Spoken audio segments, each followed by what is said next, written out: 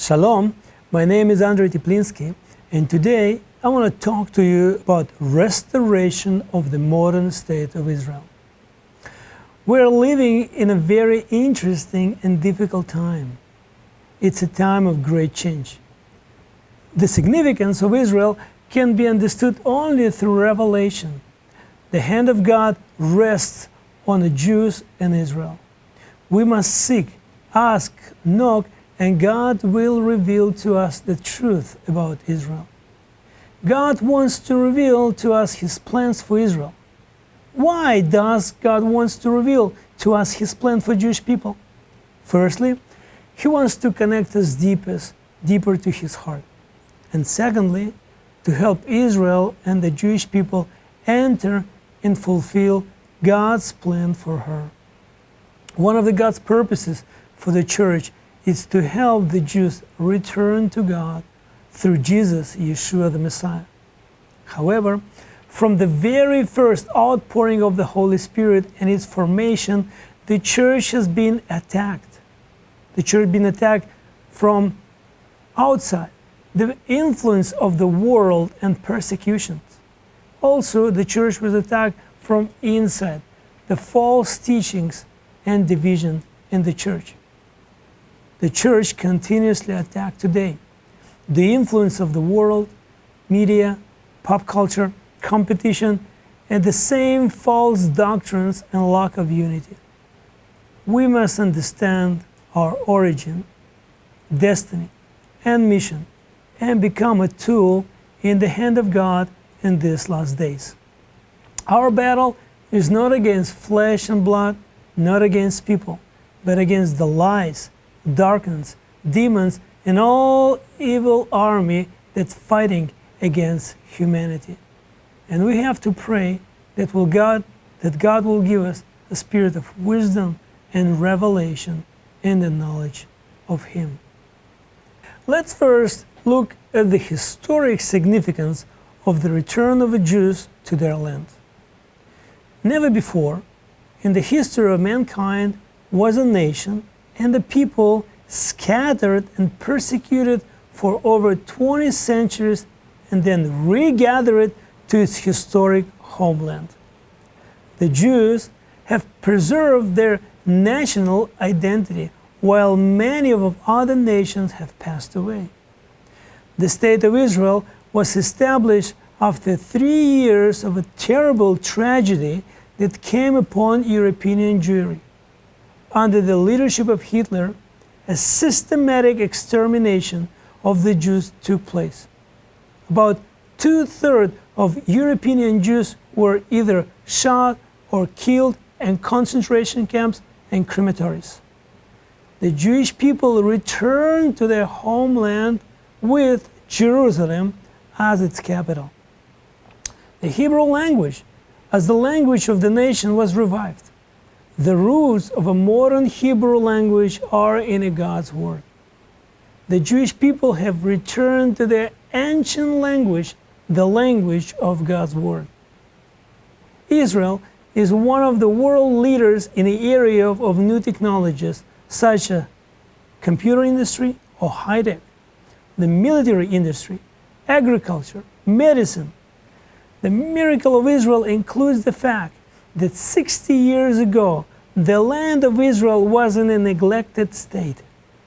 The people who came couldn't see any potential in this land. Many Jews who arrived in the late 19th and early 20th centuries gave their lives as the foundation of the modern Israel society. But can we say that the rebirth of the state of Israel came about without God's intervention throughout history? We can say with certainty that God is the one who regathered the Jewish people back to their land. Restoration of Israel is the sovereign act of God. In His Word, the Lord promised to bring the Jews back to their land after a time of punishment. In the book of Jeremiah, God spoke a word about it.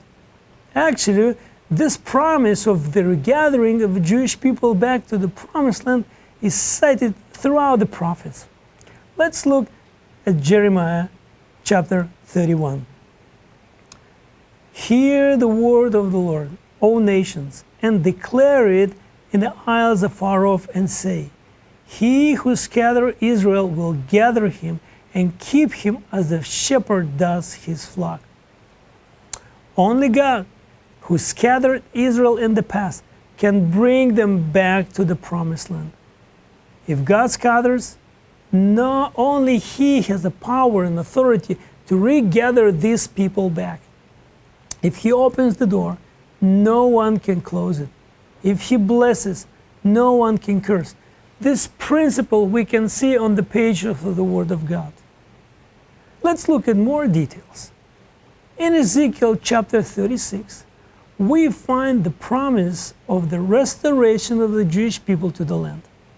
But the question is, why was it necessary for God to restore the Jewish people to the land of promise?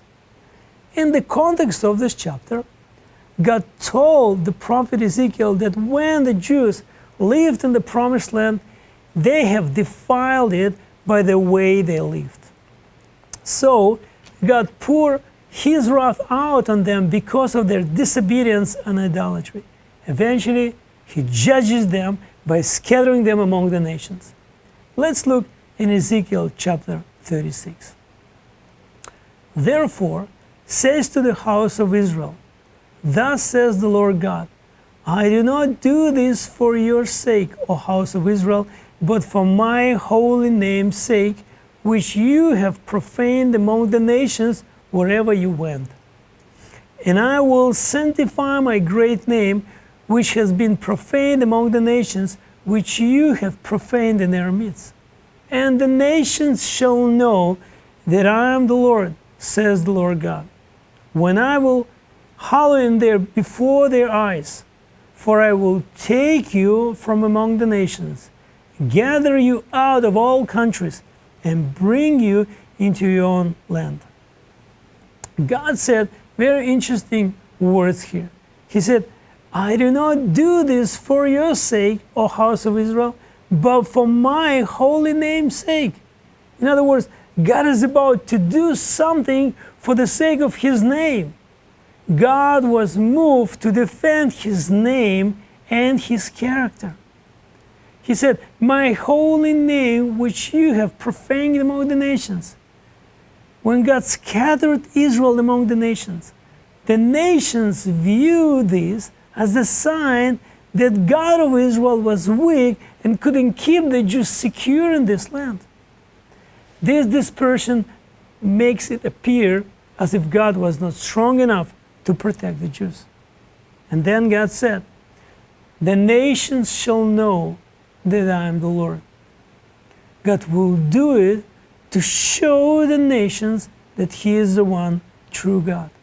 But what He will do? He said, I will take you from among the nations, gather you out of all countries, and bring you into your own land. This is a remarkable prophecy. God promised that in spite of what the Jews did, He would defend His name. God would vindicate His character and reputation. Israel profaned His name among the nations, and now God will defend His name. But how? By bringing the Jews back from the nations to their land. And when we study this prophecy, we also need to remember that this prophecy does not only relate to the Jewish return from Babylon. There was a large group of Jews, about 50,000 of them, who returned from Babylon. However, most of the Jews, they had established themselves in Babylon. They did not return to the promised land.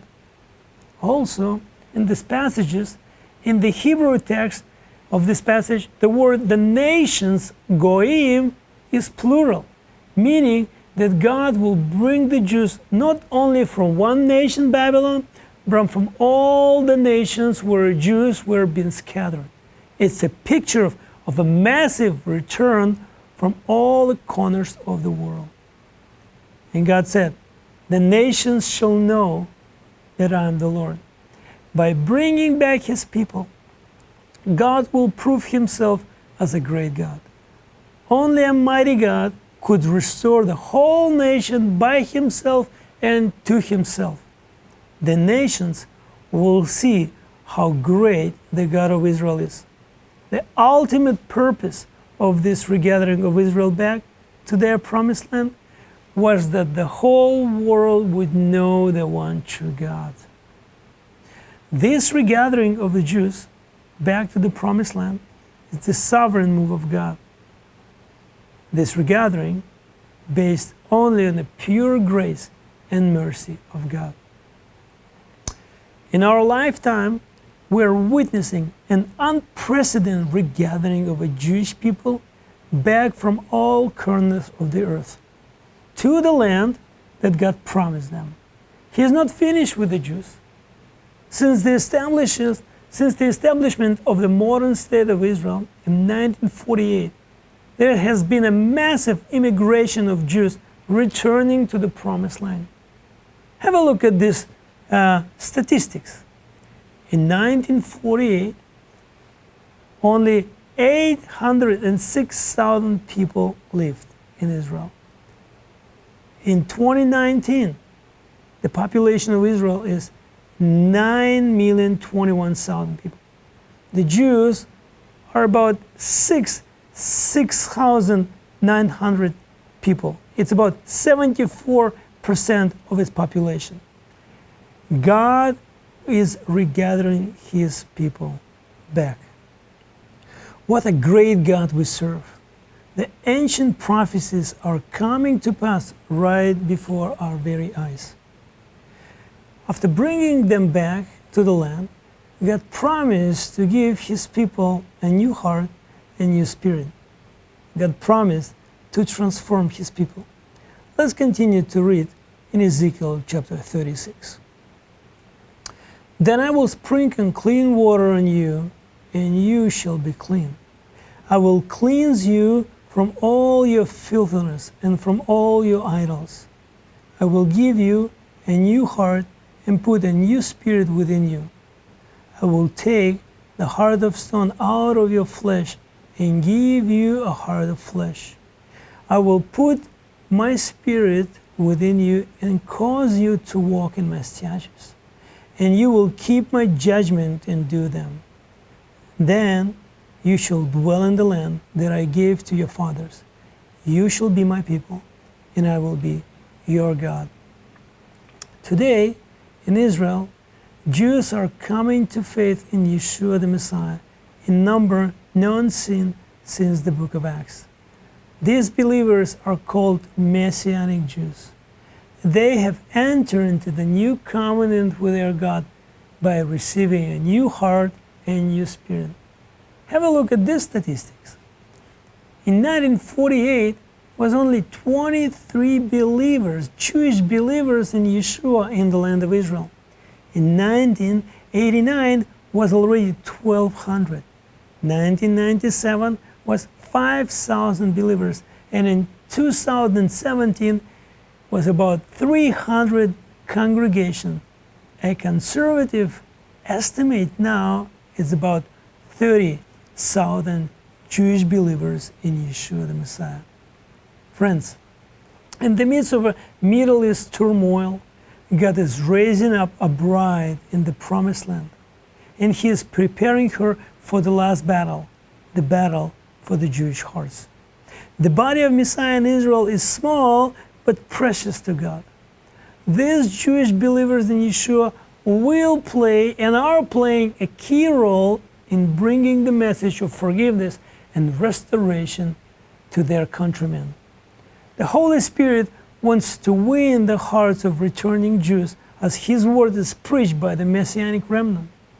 This remnant of believers is in such need of our prayers and support. These believers face persecution from religious Orthodox Jews and rejection from secular Israelis. But what is next? Yeshua the Messiah said to the Jewish people, "You shall see me no more till you say, 'Blessed is he who comes in the name of the Lord.'" The Jewish people must be in the promised land to welcome Yeshua back to his final return. He will come to his people and he will come back to his land. The Jewish people making their home again in the promised land is the sign that Yeshua will soon be coming back to his people. God is preparing his people for the return of his son. He said in the book of Zechariah that one day he will pour out on the house of David and on the inhabitants of Jerusalem the spirit of grace and supplication. Then they will look at me, whom they pierced. Yes, they will mourn for him as one mourns for his only son, and grieve for him as one grieves for a firstborn. God's word never fails. This is because it's the word of our Creator. The Lord's faithfulness to his word is the part of his character. He is not like us. He never changed his mind. It is us who need to be changed. The Lord is faithful to his word. What he promised, he will accomplish. So we need to see in the Middle East today restoration of Israel. But we also need to see the constant attempt to destroy the Jews in Israel. To take a stand on the side of God for Israel and his purposes for the Jews means to confront the spiritual opposition. There is a demonic activity behind terrorism. Satan is inspiring people to commit acts of terrorism and media propaganda against the nation of Israel.